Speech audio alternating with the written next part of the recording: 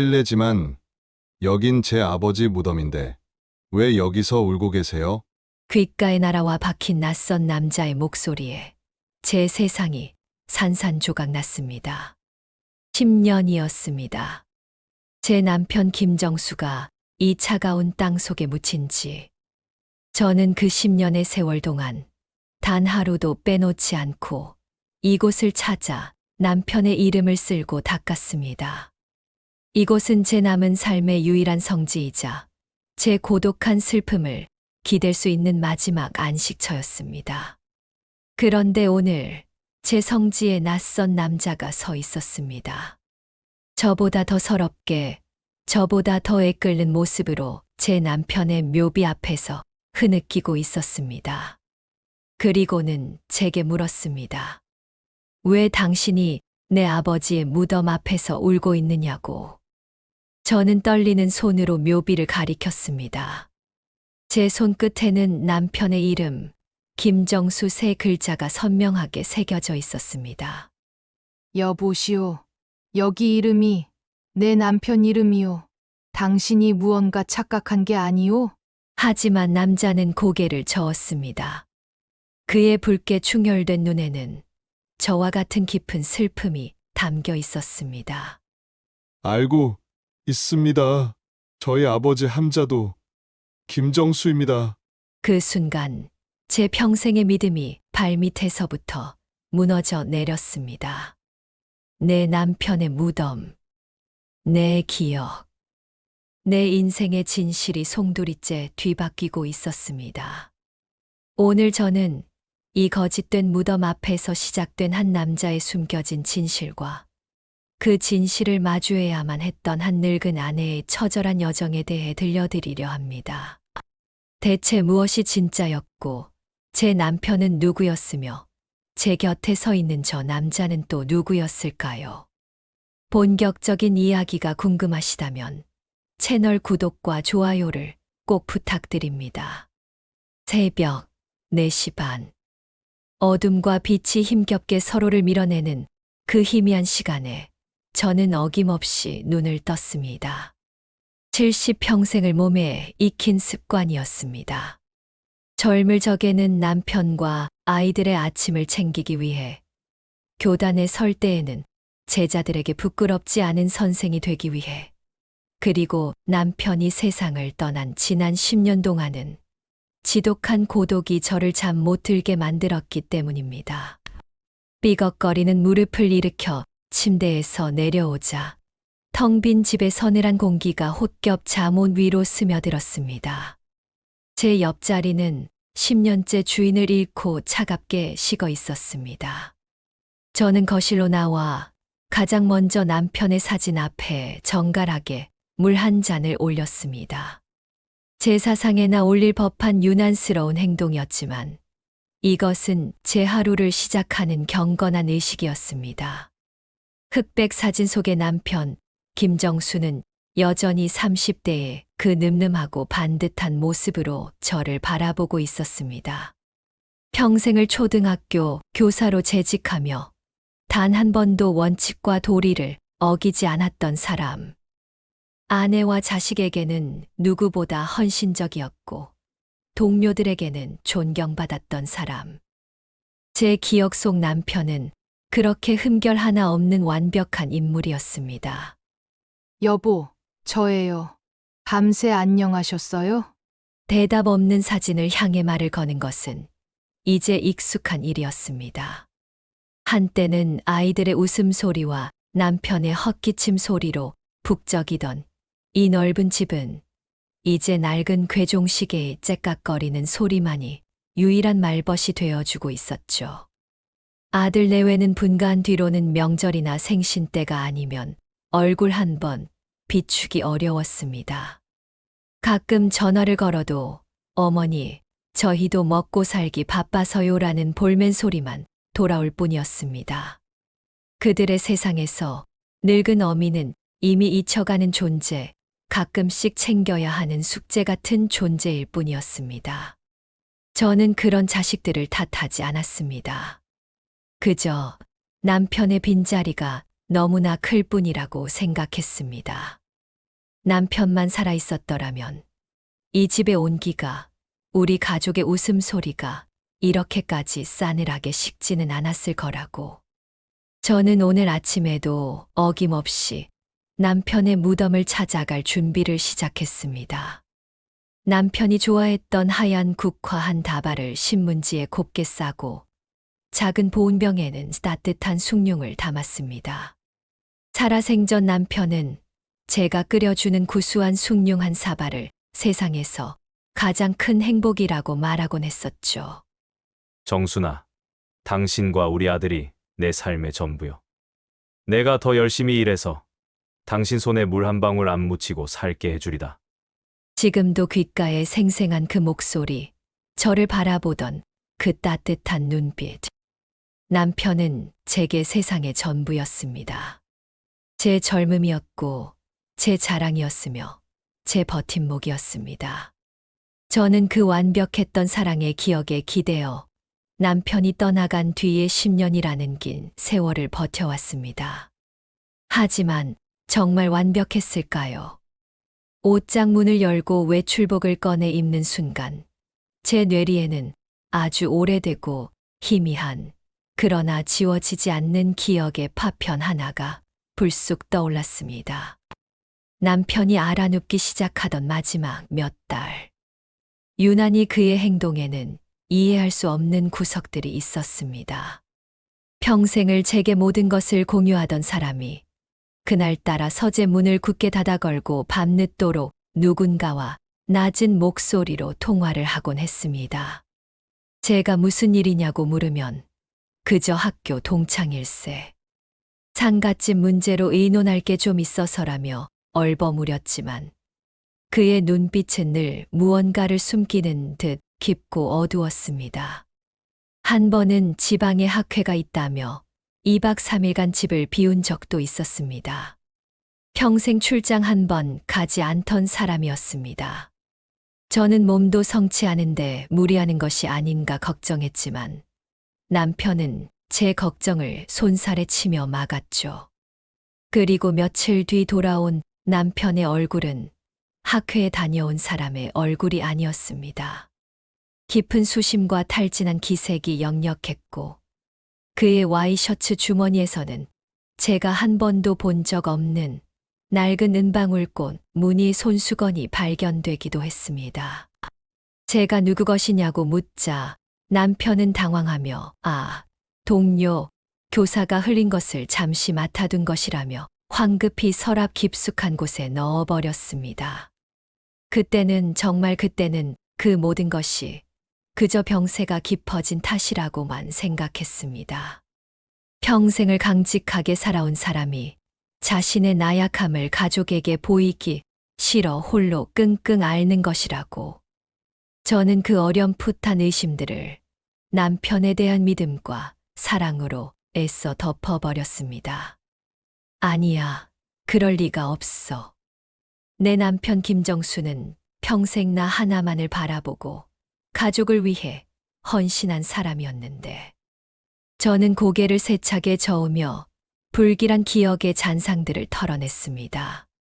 그리고는 국화 다발을 품에 안고 현관문을 나섰습니다.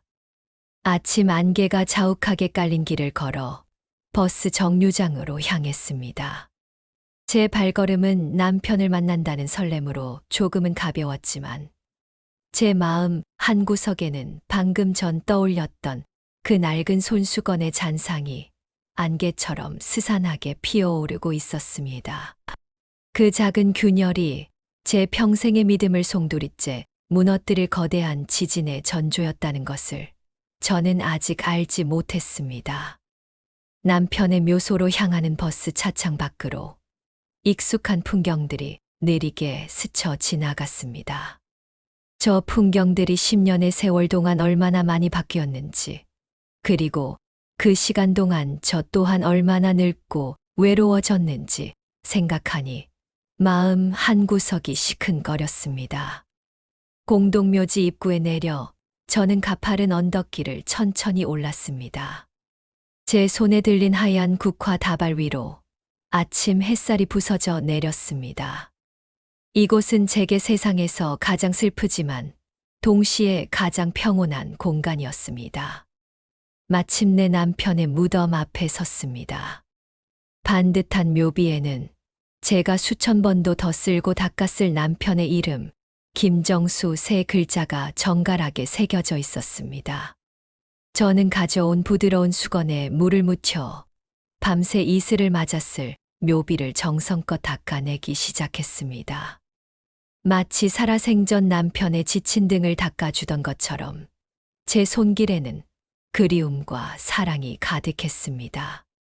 여보, 저 왔어요. 밤새 안녕하셨어요? 어제는 우리 아들 녀석한테서 전화가 왔지 뭐예요. 당신이 봤으면 얼마나 좋아했을까.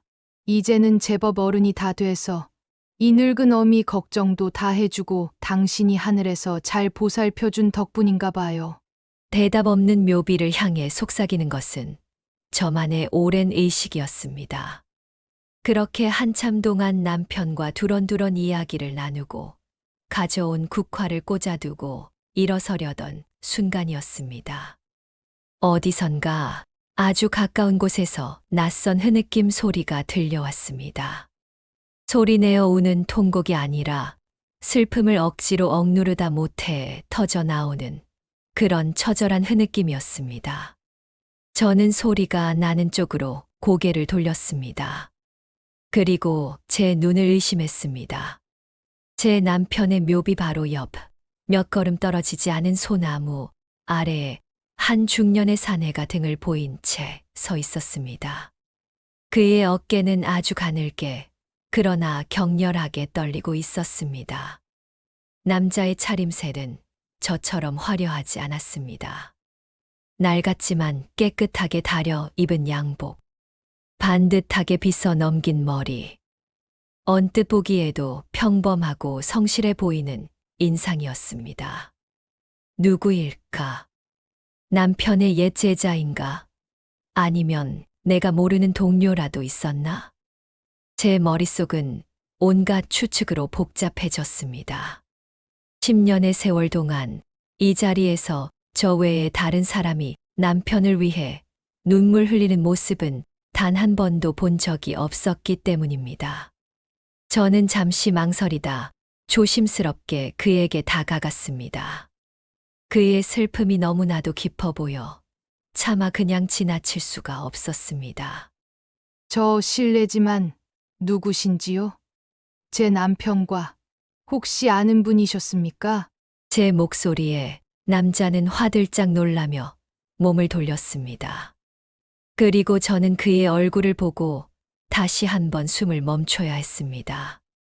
40 후반쯤으로 보이는 그의 얼굴은 낯선 사람의 것이었지만 그 깊은 눈매와 굳게 담은 입술에서는 이상하게도 제 남편의 젊은 시절 모습이 희미하게 겹쳐 보였습니다. 남자의 눈은 붉게 충혈되어 있었고 거친 뺨 위로는 눈물 자국이 선명했습니다. 그는 저를 보고 잠시 당황한 듯 하더니 이내 저보다 더 충격적인 질문을 던졌습니다. 제가 여쭤볼 말씀입니다. 아주머니, 여긴 제 아버지 무덤인데 왜 여기서 울고 계세요? 아버지 무덤. 그 한마디가 제 머리를 거대한 망치로 내려치는 것 같았습니다. 세상이 순간 기울어지는 듯한 현기증에 저는 휘청거리며 옆에 있던 묘비를 붙잡았습니다. 제 손에서 힘없이 미끄러진 국화 다발이 바닥으로 툭 하고 떨어졌습니다. 여보시오, 당신 지금 제정신이오? 헛것이라도 본 게 아니오? 여기 이 묘비에 새겨진 이름을 좀 보시오. 김정수. 내 평생을 함께한 내 남편의 이름이 버젓이 새겨져 있는데 어디 와서 당신 아버지 무덤이라는 망발을 하는 거요? 저는 떨리는 손으로 묘비를 가리키며 절규하듯 외쳤습니다. 제 상식으로는, 제 평생의 믿음으로는 도저히 받아들일 수 없는 상황이었습니다. 하지만 남자는 제 분노에도 흔들림 없이 오히려 더 깊은 슬픔이 담긴 눈으로 저를 바라보며 말했습니다. 알고 있습니다. 그래서 그래서 제가 이곳을 찾아온 겁니다. 남자는 떨리는 목소리로 제 남은 인생을 송두리째 무너뜨릴 마지막 한마디를 내뱉었습니다. 저희 아버지 함자도 김정수입니다. 아, 그 순간 제 세상의 모든 소리가 멎었습니다. 바람 소리도 나무잎 스치는 소리도 제 심장 뛰는 소리마저도 들리지 않았습니다. 제 10년의 슬픔이, 제 평생의 사랑과 헌신이, 제 기억의 모든 조각들이 한순간에 거대한 물음표가 되어 제 눈앞에서 부서져 내렸습니다. 아니야, 아니야. 이건 거짓말이야. 내 남편, 내 10년의 세월, 내 평생. 저는 차가운 묘비를 붙잡은 채 그 자리에 주저앉고 말았습니다. 제 발밑에 단단했던 땅이 한순간에 끝을 알 수 없는 늪으로 변해버린 것이었습니다. 시간이 얼마나 흘렀을까요?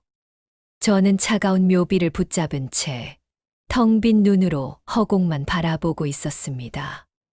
제 옆에서는 자신을 제 남편의 아들이라고 주장하는 낯선 사내 박상호가 어쩔 줄을 모른 채 서성이고 있었죠.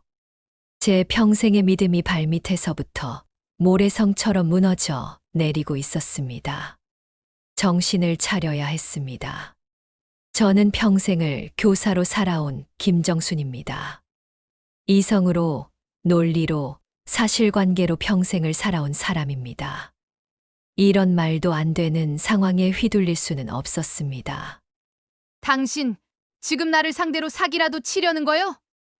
내가 이래봬도 평생을 교육자로 살아온 사람이요. 당신 같은 사기꾼 한두 번 겪어본 줄 아시오? 제 목소리는 제 의지와는 달리 심하게 떨리고 있었습니다. 제 첫 번째 반응은 분노를 가장한 필사적인 부정이었습니다. 이 상황을 어떻게든 사기극으로 몰아가야만 제가 살아온 지난 50년의 세월이 거짓이 되지 않을 테니까요. 하지만 박상호라는 사내는 제 모욕적인 언사에도 화를 내지 않았습니다. 그의 얼굴에는 슬픔과 함께 제 혼란을 이해한다는 듯한 깊은 연민마저 서려 있었습니다. 아주머니. 아니, 선생님. 저도 이러고 싶지 않았습니다. 평생을 아버지 없이 살아왔고, 돌아가신 어머니를 원망하며 살아왔습니다. 그런데 어머니가 돌아가시고 유품을 정리하다가 이걸 발견했습니다. 박상호는 메고 있던 낡은 가죽 가방을 열어 때 묻은 손수건에 곱게 쌓인 무언가를 꺼냈습니다. 그의 손길은 마치 세상에서 가장 귀한 보물을 다루듯 조심스러웠습니다. 그는 제 앞에 빛바랜 흑백 사진 한 장과 누렇게 변색된 손수건 한 장을 펼쳐 보였습니다. 사진을 보는 순간 제 숨이 멎었습니다. 사진 속에는 제가 한 번도 본 적 없는 앳된 얼굴의 한 여인과 그리고 27살 시절의 제 남편 김정수가 나란히 서 있었습니다. 정식으로 찍은 사진이 아니었습니다. 누군가 몰래 찍어준 듯 두 사람은 서로를 바라보며 세상에서 가장 행복한 미소를 짓고 있었습니다. 제가 아는 남편의 그 어떤 사진 속에서도 저는 저토록 환하고 무방비한 미소를 본 적이 없었습니다. 그 눈빛은 제가 평생 받아왔다고 믿었던 사랑과는 다른 아주 뜨겁고 애틋한 감정을 담고 있었습니다. 저는 아무 말도 할 수 없었습니다. 제 심장이 조각나는 소리가 들렸습니다. 박상호는 제 반응을 살피며 자신의 이야기를 조용히 꺼내놓기 시작했습니다. 저는 평생 아버지의 얼굴을 모르고 자랐습니다. 어머니는 제가 아버지를 여쭐 때마다 그저 멀리서 우리를 지켜보고 계신 아주 좋은 분이라고만 하셨습니다. 저는 그런 어머니를 원망했습니다. 홀로 저를 키우시며 온갖 험한 일을 다 하셨거든요. 시장에서 생선을 팔고 밤에는 식당 허드렛 일까지 하시며 저를 대학까지 보내셨습니다. 저는 그런 어머니의 고생이 얼굴도 모르는 아버지 때문이라고 생각했습니다. 그의 목소리는 담담했지만 그 안에는 한평생 묵혀온 깊은 슬픔과 원망이 강물처럼 흐르고 있었습니다. 몇 해 전 어머니께서 지병으로 돌아가셨습니다. 그리고 어머니가 남기신 유일한 유품인 낡은 반지꼬리함에서 이 사진과 손수건을 발견했습니다. 사진 뒷면에는 나의 사랑 정수에게 당신의 영원한 연실이라고 적혀 있었습니다. 연실. 박상호의 어머니 이름이었습니다. 그리고 정수. 제 남편의 이름이었죠. 저는 떨리는 손으로 사진 옆에 놓인 손수건을 집어들었습니다. 아주 곱고 질 좋은 면 손수건이었습니다. 하지만 세월의 무게를 이기지 못해 가장자리는 해져 있었죠. 그리고 그 한쪽 구석에 서툴지만 정성스러운 솜씨로 수놓아진 2개의 이니셜이 있었습니다. Y.S. 박상호는 그 이니셜이 무엇을 의미하는지는 모른다고 했습니다. 하지만 저는 알고 있었습니다. 연실. 그 여인의 이름이었을 겁니다. 저는 그 뒤로 몇 년간 김정수라는 이름을 가진 아버지를 찾아 헤맸습니다. 하지만 찾을 길이 없었습니다. 그러다 우연히 신문 한 구석에서 선생님의 남편이신 김정수 교감 선생님의 10주기 추모 기사를 보게 되었습니다. 사진 속 얼굴이 제 어머니가 평생을 간직해온 사진 속의 그 젊은 남자와 너무나도 닮아 있었습니다. 그래서 오늘 무례를 무릅쓰고 이곳을 찾아온 겁니다. 박상호의 이야기가 끝나자 묘지에는 다시 침묵이 흘렀습니다. 제 머릿속에서는 지난 한 장에서 저를 괴롭혔던 그 불길한 기억의 파편들이 제멋대로 떠다니기 시작했습니다. 남편의 잦았던 지방 출장, 서재에서 나누던 은밀한 통화, 그리고 와이셔츠 주머니에서 나왔던 그 낡은 손수건까지. 모든 조각들이 제 의지와는 상관없이 하나의 끔찍한 진실을 향해 맞춰지고 있었습니다. 저는 더 이상 박상호를 사기꾼이라고 몰아세울 수 없었습니다. 그의 눈빛과 목소리, 그리고 그가 내민 증거들 속에는 거짓으로는 결코 흉내낼 수 없는 진실의 무게가 담겨 있었습니다. 저는 무너져 내리는 마음을 간신히 추스르고 자리에서 일어났습니다. 그리고는 박상호에게, 제 평생 처음 보는 사람에게 떨리는 목소리로 부탁했습니다. 내가 알아봐야겠소. 그러니 며칠만 시간을 주시오. 그 말을 남기고 저는 도망치듯 그곳을 빠져나왔습니다. 제 평생의 진실을 이제는 제 손으로 직접 파헤쳐야만 했습니다. 그 끝에 무엇이 기다리고 있든 저는 더 이상 외면할 수 없었습니다. 박상호라는 사내를 묘지에서 만난 그날 이후 제 세상은 온통 짙은 안개 속에 갇혀버렸습니다. 제 남편 김정수가 제가 알던 그 사람이 맞기는 한 걸까? 제 평생의 사랑과 믿음이 사실은 거대한 거짓 위에 세워진 모래성은 아니었을까? 밤마다 잠을 설쳤고 낮에는 멍하니 남편의 사진만 들여다보았습니다.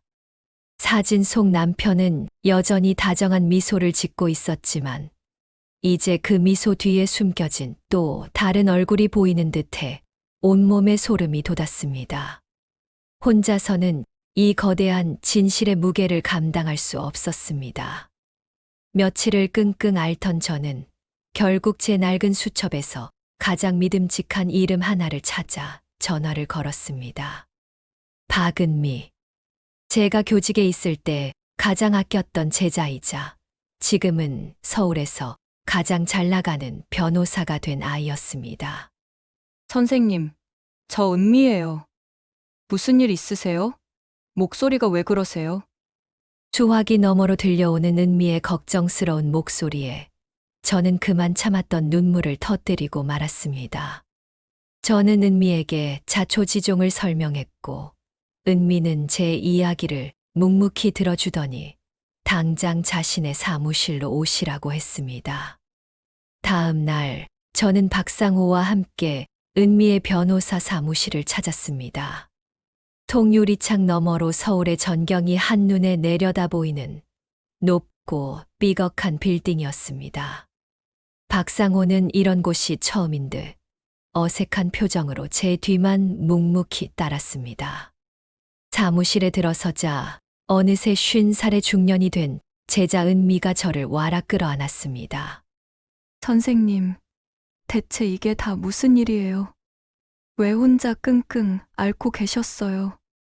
은미의 따뜻한 위로에 다시 한번 눈시울이 뜨거워졌지만 저는 고개를 저었습니다. 은미야, 나는 지금 위로를 받으러 온 게 아니다. 진실을 찾으러 온 게야. 변호사로서 내 도움이 필요하다.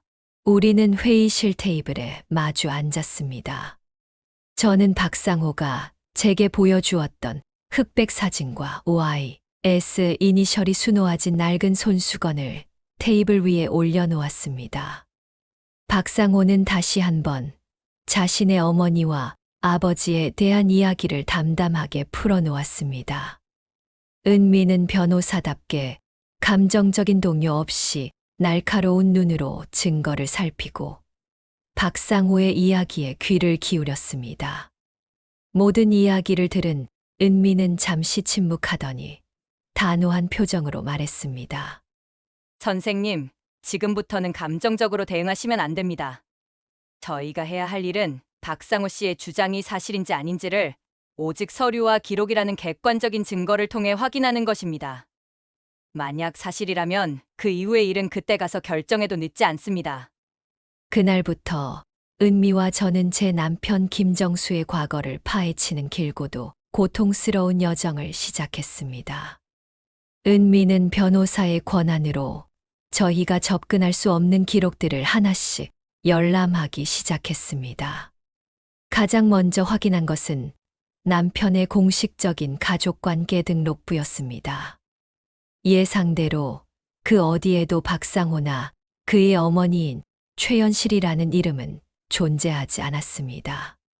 공식적으로 제 남편의 유일한 가족은 저와 제 아들뿐이었습니다. 하지만 우리는 포기하지 않았습니다. 다음 단계는 남편이 평생을 봉직했던 교육청에 보관된 그의 교직원 인사기록이었습니다. 수십 년치의 낡은 서류 더미 속에서 우리는 아주 작은 그러나 의미심장한 균열을 발견했습니다. 바로 남편의 잦았던 지방 출장 기록이었습니다. 제가 기억하던 것보다 훨씬 더 많았습니다.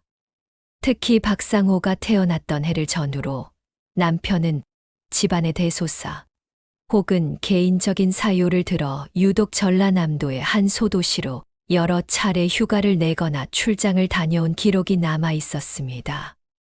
선생님, 아버님께서 이 시기에 이 지역에 연고가 있으셨나요? 은미의 질문에 저는 고개를 저었습니다. 남편의 고향은 경상도였고 전라도 쪽에는 친척 한 명 살지 않았습니다. 제가 기억하지 못하는 남편의 또 다른 삶의 흔적이 그 낡은 서류 위에서 희미하게 모습을 드러내고 있었습니다. 마지막 단계는 병원 기록이었습니다. 그것은 가장 확실하지만 동시에 가장 찾기 어려운 증거였죠.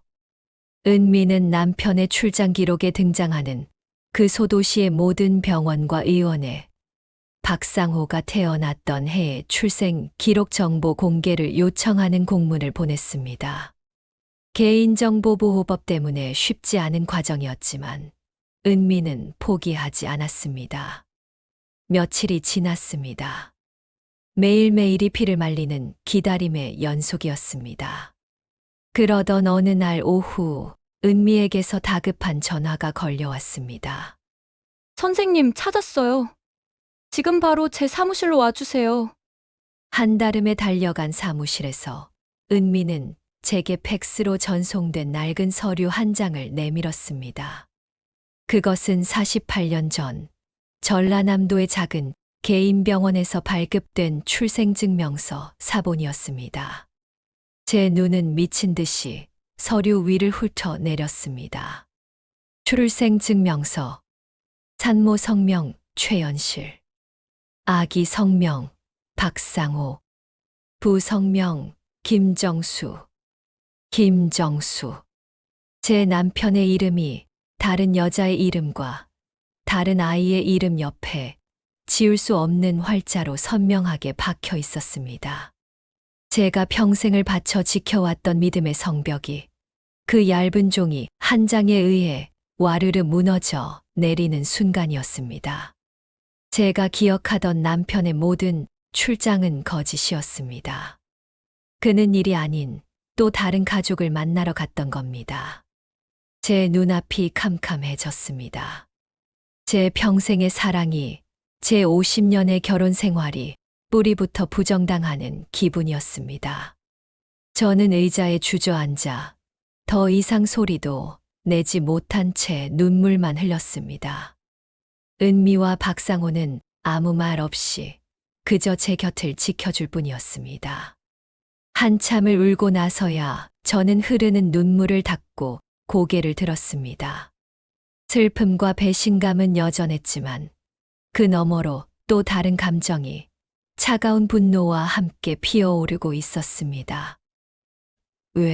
대체 왜 나를 속였는가? 그리고 이 사실을 또 누가 알고 있었는가? 제 머릿속에 한 사람의 얼굴이 떠올랐습니다. 남편의 유일한 막역지우였던 옛 동료 최경호 교장. 저는 은미에게 말했습니다. 은미야, 최경호 교장 선생님을 만나야겠다. 그분이라면 분명 무언가 알고 계실 게다. 진실의 문이 이제 막 열리기 시작한 것이었습니다.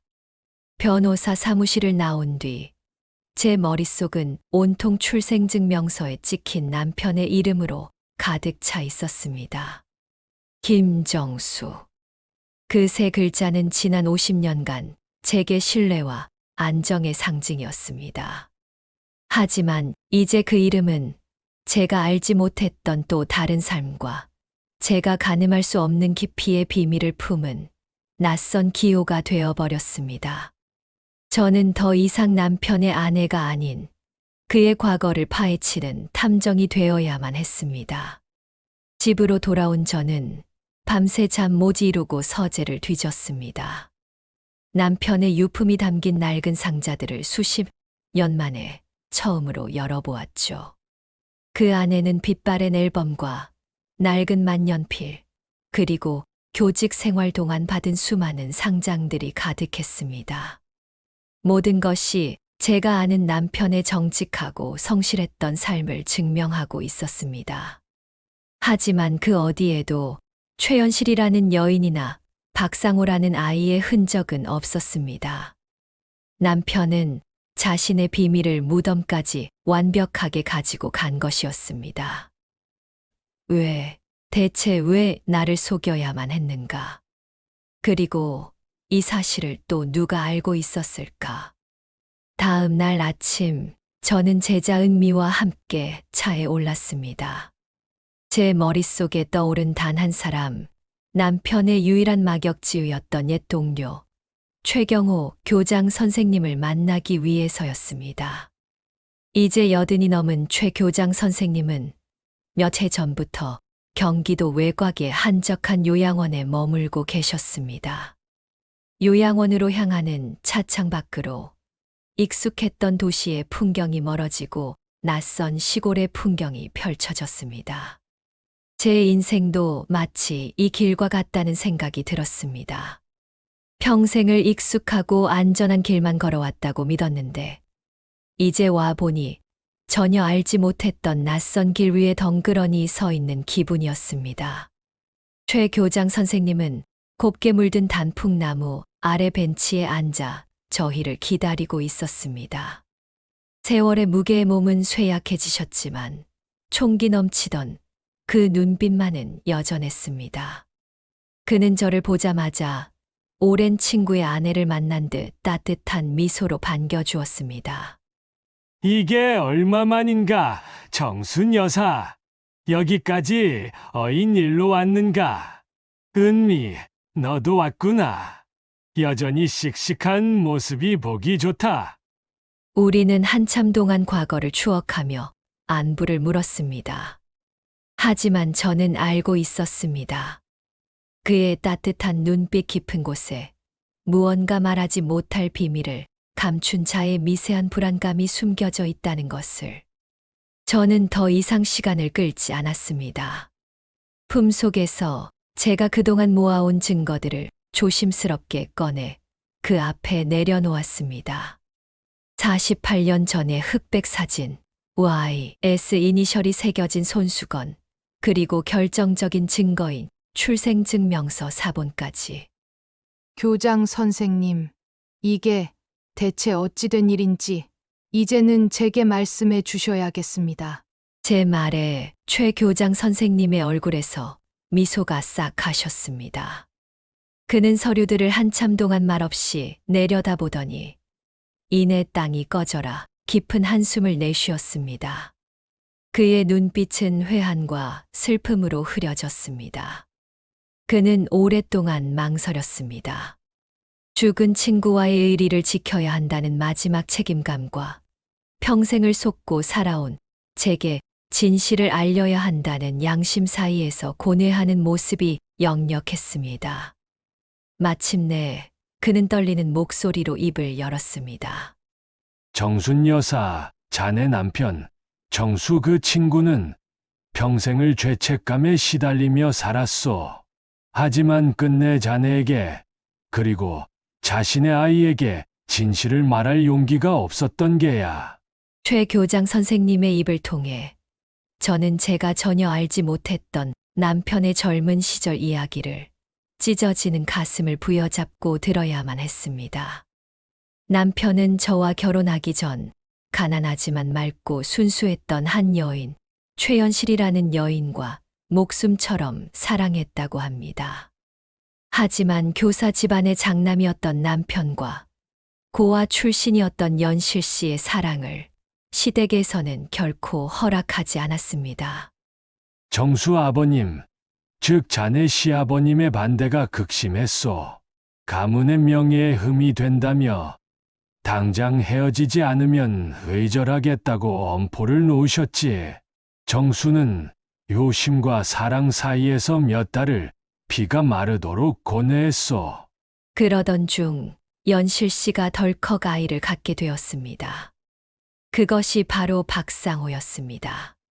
하지만 그 사실조차 시부모님의 마음을 돌리지는 못했습니다.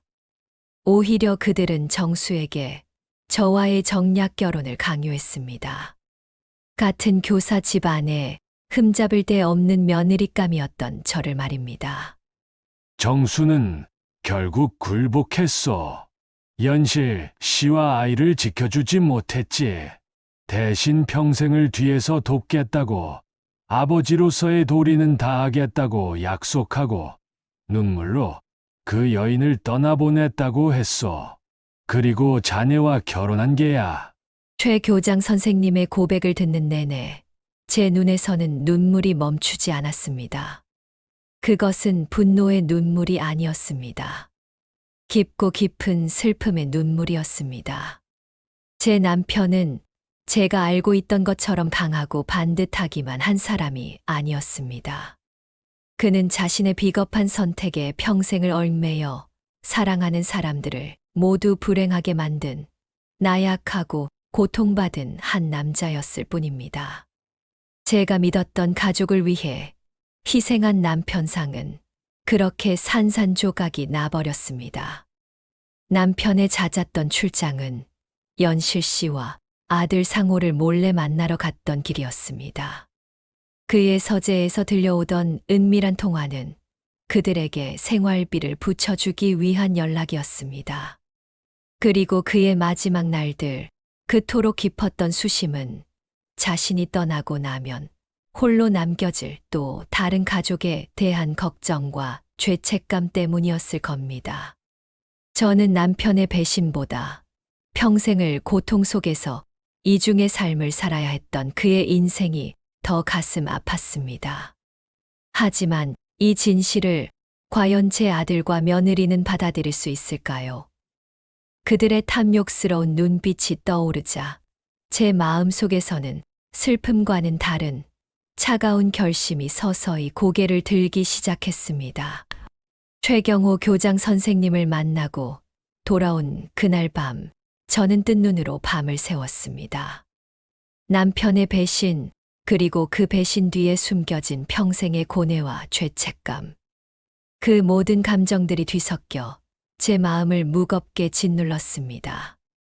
제가 사랑했던 남편은 반쪽짜리 진실이었고, 제 평생의 믿음은 반쪽짜리 거짓 위에 서 있었던 셈입니다.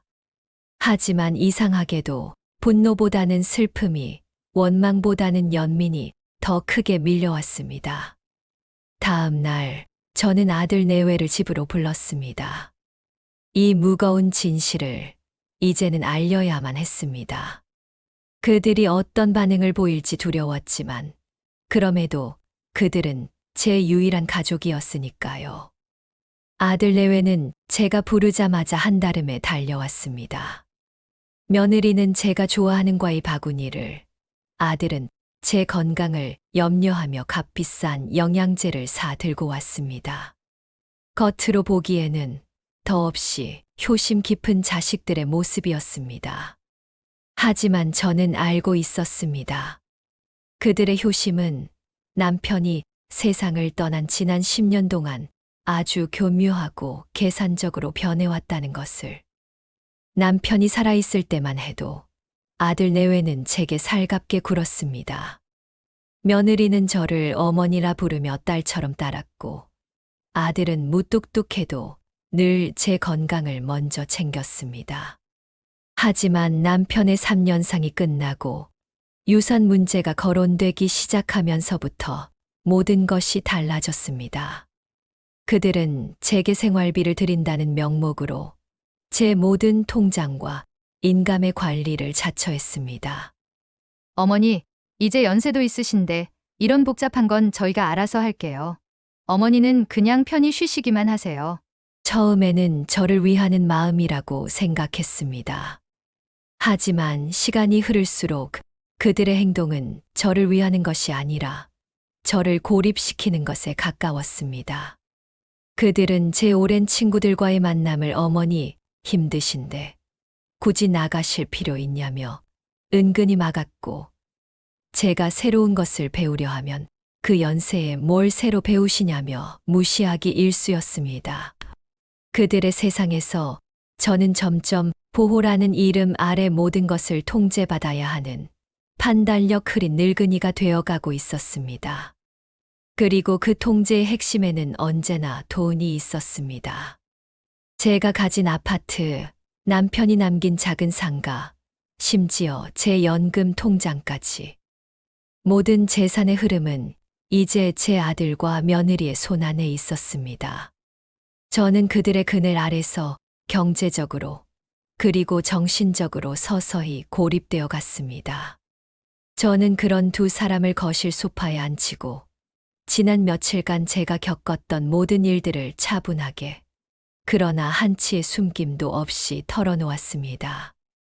묘지에서 만난 낯선 남자, 남편의 낡은 사진, 그리고 출생증명서에 찍혀있던 아버지의 이름까지. 제 이야기가 진행되는 동안 아들 내외의 표정은 시시각각 변해갔습니다. 처음에는 어머니가 노망이 드셨나 하는 황당함이 이내 말도 안 돼라는 불신으로, 그리고 마침내 출생증명서 이야기를 꺼냈을 때 그들의 얼굴에는 제가 한 번도 본 적 없는 아주 노골적이고 계산적인 표정이 떠올랐습니다. 그것은 아버지의 숨겨진 과거에 대한 슬픔이나 충격이 아니었습니다. 자신들의 완벽한 통제하에 있던 유산이라는 성벽에 예상치 못한 균열이 생겼음을 감지한 자들의 탐욕스러운 불안감이었습니다. 제 이야기가 끝나자마자 침묵을 깬 것은 며느리였습니다. 그녀는 언제나처럼 제 감정을 먼저 살피는 대신 가장 현실적인 문제부터 칼날처럼 파고들었습니다. 그래서요, 어머니, 그 사람 그래서 뭘 원한대요? 돈이에요? 아니면 아버지 앞으로 된 그 상가라도 달라는 거예요? 그녀의 목소리에는 처음 보는 남자에게 아버지의 아들이라는 호칭 대신 그 사람이라는 명백한 적대감이 담겨 있었습니다. 아들 역시 며느리의 말에 힘을 보탰습니다. 어머니, 정신 차리세요. 그 남자가 진짜 아버지 아들이라는 증거가 확실히 나온 것도 아니잖아요. 그 낡은 서류 한 장, 요즘 세상에 위조하는 거 일도 아닙니다. 명백한 사기예요. 사기. 저는 두 사람의 반응에 말문이 막혔습니다. 저는 그들이 최소한 아버지의 숨겨진 아픔에 대해 함께 슬퍼하고 어떻게 이 문제를 해결해야 할지 진심으로 고민해 줄 것이라 믿었습니다. 하지만 그들의 머리쇼 속에는 오직 자신들의 재산을 지켜야 한다는 방어적인 계산만이 가득했습니다. 그 순간 저는 깨달았습니다. 지난 10년간 제가 기댄 것은 가족이라는 울타리가 아니라 제 재산 위에 세워진 위선적인 효심이었다는 것을. 저를 옥죄어 오던 균열의 실체가 마침내 그 추악한 모습을 드러내고 있었습니다. 아들 내외의 첫 반응은 제게 깊은 실망감을 안겨주었지만 저는 애써 마음을 다잡았습니다. 평생을 돈과 상관없이 살아온 저와는 달리 현실적인 문제에 더 민감한 아이들이기에 그럴 수 있다고 애써 그들을 이해하려 했습니다. 저는 차분한 목소리로 제 입장을 분명히 밝혔습니다. 돈 문제는 나중이다. 중요한 것은 그 사람이 사기꾼이 아니라는 사실이야. 내가 직접 모든 증거를 확인했다. 그는 내 아버지의 핏줄이고 내게는 형이 되는 사람이다. 제 선언에 아들 내외는 더 이상 아무 말도 하지 못했습니다. 하지만 그 침묵은 인정이 아니었습니다. 자신들의 탐욕스러운 계획에 거대한 차질이 생겼음을 깨달은 자들의 분노에 찬 침묵이었습니다. 아들의 얼굴은 불그락 푸르락 달아올랐고 며느리는 날카로운 눈으로 저를 쏘아보며 마치 재판관이라도 된 것처럼 따져 묻기 시작했습니다. 어머니, 증거라니요? 그 낡은 종이 쪼가리 몇 개가 증거가 될 수 있다고 생각하세요? DNA 검사라도 해보셨어요? 요즘 세상이 어떤 세상인데 그런 감상적인 말에 넘어가세요. 어머니 평생 모으신 재산 저런 근본도 없는 남자한테 다 뺏기고 길거리에 나앉으셔야 정신 차리실 거예요? 며느리의 목소리에는 이제 숨길 수 없는 적이가 가득했습니다. 어머니 재산을 걱정하는 척했지만 그 말의 진짜 의미는 우리 재산을 지켜야 한다는 탐욕의 외침이었습니다. 아들 역시 며느리의 말에 힘을 보태며 저를 압박했습니다. 어머니, 제발 이성적으로 생각하세요. 설령 100번 양보해서 그 남자가 아버지 아들이 맞다고 칩시다. 그렇다고 해서 저희가 뭘 어떻게 해야 하는데요? 아버지가 돌아가신 지 10년입니다. 10년 동안 코빼기도 안 비치던 사람이 이제 와서 나타나서 권리를 주장하는 게 그게 말이 된다고 생각하세요? 법적으로도 상속 권리 같은 건 이미 다 끝났어요. 아들의 입에서 법과 상속 권리라는 단어가 나오는 순간 저는 제 귀를 의심했습니다. 이 아이들은 자신에게 갑자기 나타난 형제의 슬픔이나 아버지의 숨겨진 아픔에는 단 일말의 관심도 없었습니다. 오직 법의 잣대를 들이대며 어떻게 하면 그를 가족의 울타리 밖으로 완벽하게 밀어낼 수 있을지만을 계산하고 있었던 겁니다. 그 순간 저는 제 남편이 왜 평생을 이 비밀을 털어놓지 못했는지 그 이유를 뼈저리게 알 것 같았습니다. 남편은 아마도 자신이 떠난 뒤 이 아이들이 보여줄 이 추악한 민낯을 이미 오래전부터 내다보았던 것이 아닐까요? 저는 차갑게 식어버린 마음을 감추고 마지막으로 물었습니다. 그래서 너희는 어떻게 하면 좋겠느냐? 제 질문에 며느리가 기다렸다는 듯 대답했습니다. 단단해요, 어머니. 그 남자한테 위자료 명목으로 돈 몇 푼 쥐어주고 다시는 우리 앞에 나타나지 않겠다는 각서 한 장 받으세요. 그게 가장 깔끔한 방법이에요. 아버지 명예도 지키고 우리 가족도 지키는. 우리 가족. 며느리가 말하는 그 울타리 안에 박상호라는 사람은 존재하지 않았습니다. 저는 그들의 완벽하게 이기적인 결론에 더 이상 아무 말도 할 수가 없었습니다. 깊은 환멸이 제 온몸을 휘감았습니다. 그날 이후 저희 집에는 살얼음판 같은 긴장감이 맴돌았습니다. 아들과 며느리는 제 눈치를 살피며 어떻게든 제가 박상호를 만나지 못하게 하려 애썼습니다. 그러던 어느 날 며느리가 부엌에서 설거지를 하던 제 등 뒤로 다가와 마치 비밀 이야기라도 하듯 나지막이 속삭였습니다. 그녀의 목소리는 제 걱정을 하는 척했지만 그 안에는 교묘한 협박의 가시가 숨어 있었습니다. 어머님, 제가 괜히 드리는 말씀이 아니에요. 그 사람 절대 가까이 하지 마세요. 어머님은 그냥 모르는 게 약이 될 때도 있는 거예요. 괜히 긁어부스럼 만들어서 지금 누리고 계신 이 평화까지 깨뜨릴 필요는 없잖아요. 그 한마디가 제 마음속에 남아있던 마지막 인내의 끈을 끊어버렸습니다. 모르는 게 약이다. 지금 누리고 있는 평화, 평생을 속고 살아온 내게 이제 와서 또다시 진실을 외면하고 너희들이 만들어 놓은 이 거짓된 평화 속에서 눈을 감으라고. 저는 설거지를 하던 손을 멈추고 고무장갑을 벗어 던졌습니다. 그리고는 며느리를 똑바로 돌아보았습니다. 제 눈에는 더 이상 슬픔이나 혼란이 아닌 차가운 분노와 경멸이 이글거리고 있었습니다. 아가, 내가 지금 누구에게 훈계를 하는 것이냐? 제 싸늘한 목소리에 며느리의 얼굴이 하얗게 질렸습니다. 저는 깨달았습니다. 제게 남은 싸움은 죽은 남편의 과거를 파헤치는 것이 아니라 살아있는 가족의 탐욕과 위선에 맞서는 것이라는 것을. 그리고 이 싸움에서 저는 결코 물러서지 않을 것이라는 사실을 말입니다. 며느리가 제 등 뒤에서 속삭였던 그 싸늘한 한마디.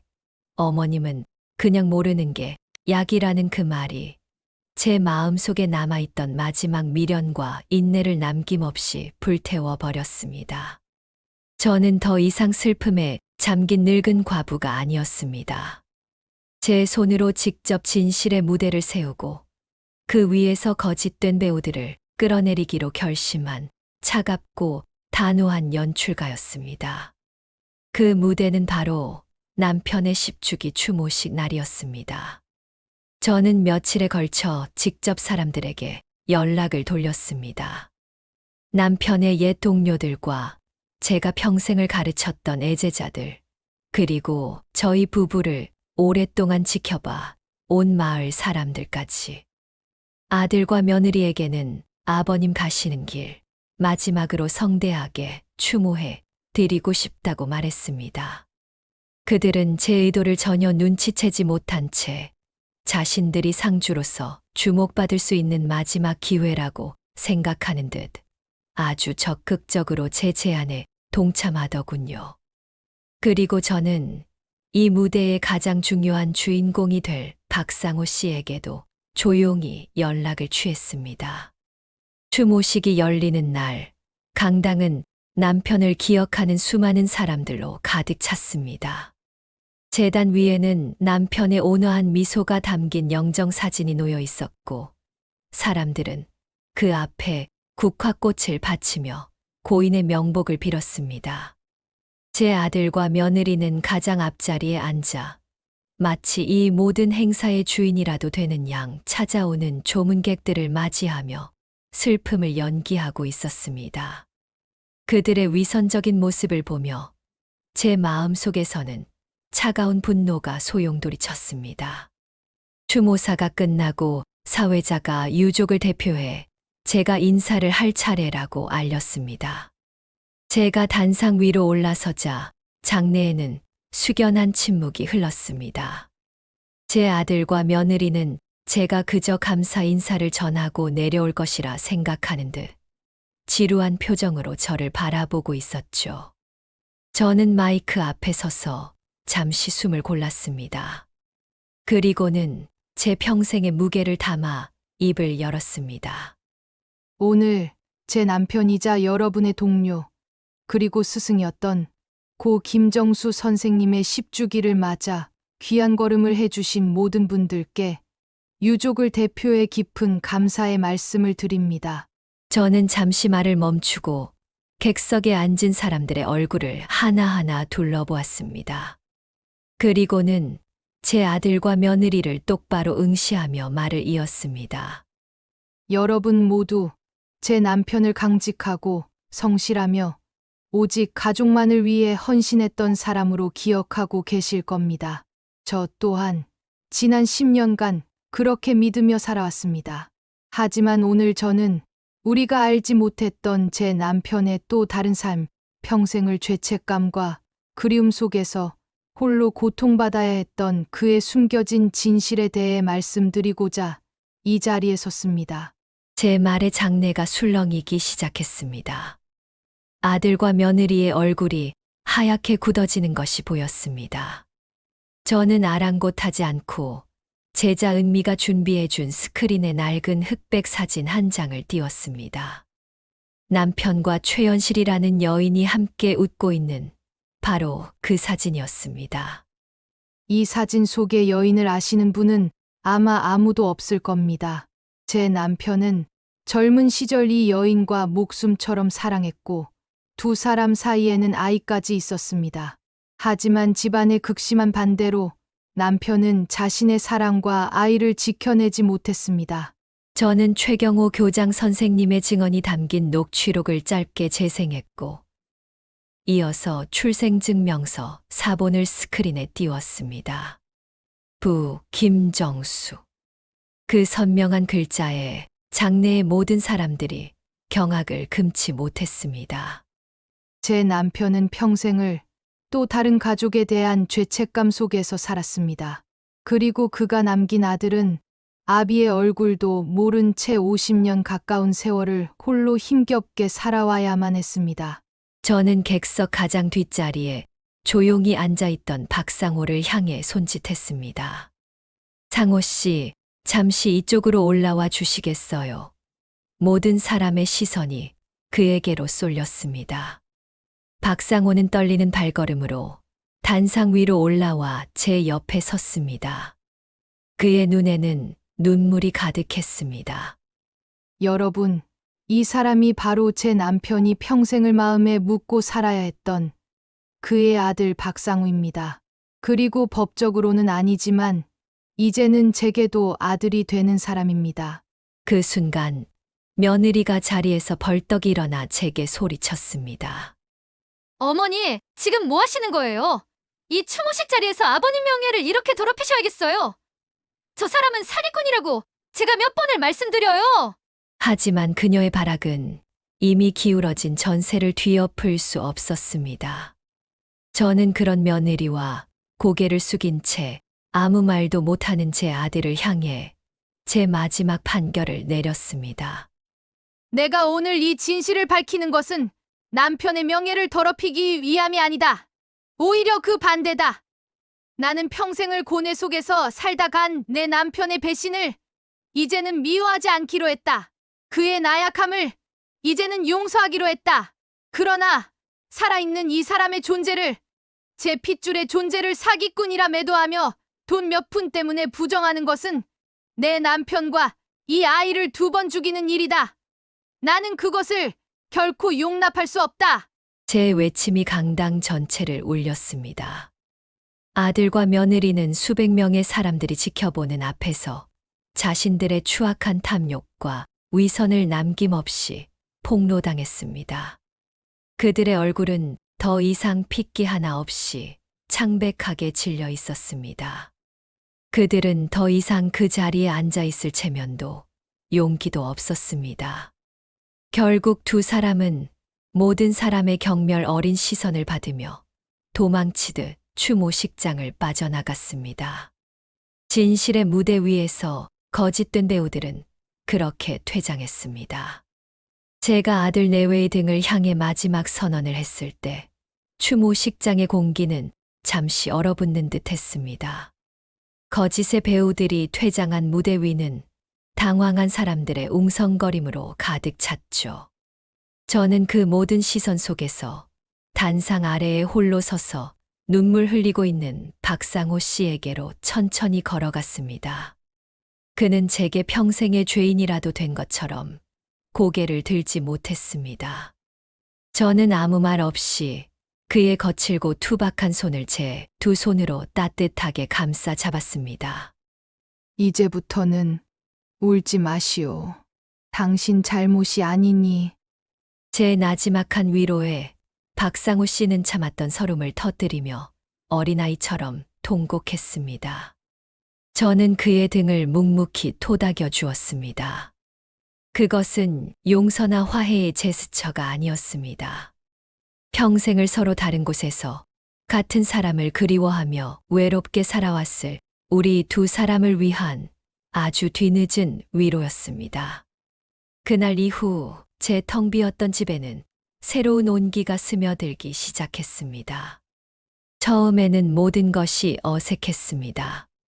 박상우 씨는 제게 어머니라고 부르지도 그렇다고 선생님이라고 부르지도 못한 채 그저 제 주변을 맴돌며 쩔쩔매기만 했습니다.